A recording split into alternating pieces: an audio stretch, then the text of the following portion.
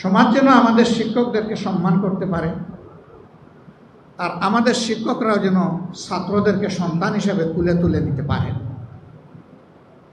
তাহলে ইনশাআল্লাহ আমরা একটা বিউটিফুল সোসাইটি পেয়ে যাব। এবং অবশ্যই শিক্ষা হতে হবে কোরআনের সেই আয়াতের আলোকে, ইকরা বিসমি রাব্বিকাল্লাযী খলাক। পড়ো তোমার সেই রবের নামে যিনি তোমাকে পয়দা করেছেন।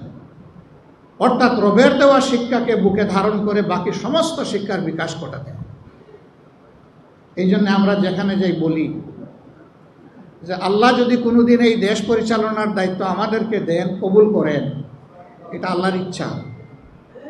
জনগণের ভালোবাসা সিক্ত হয়ে যদি আমরা যাই, তাহলে আমাদের প্রথম দায়িত্ব হবে শিক্ষার সংস্কার সাধন। শিক্ষককে শিক্ষকের মর্যাদার আসনে বসানো, আর ছাত্রদেরকে দেশ গড়ার কারিগর হিসাবে তৈরি করা,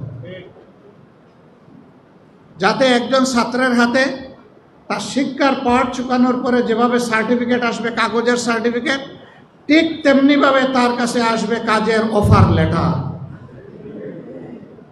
এই দুইটা একসাথে তার হাতে পৌঁছবে। এমনকি তার গ্র্যাজুয়েশন অথবা পোস্ট গ্র্যাজুয়েশনের সেই সার্টিফিকেট আসার আগেই দুনিয়ার বহু জায়গায় ছাত্রদের কাছে কাজের অফার লেটার চলে আসে। আমরা নৈতিক শিক্ষাকে বিকশিত করে ওই শিক্ষাই আমরা এই দেশে প্রতিষ্ঠিত করবো ইনশাআল্লাহ। তাইলে মানুষগুলো আর পশু হবে না।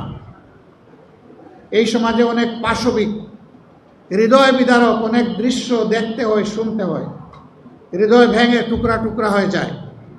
মাগুরায় 8 বছরের একটা শিশুর সাথে তার আপনজনেরা যে আচরণ করেছে, বিশ্বাসে ছুরিকাঘাত করে,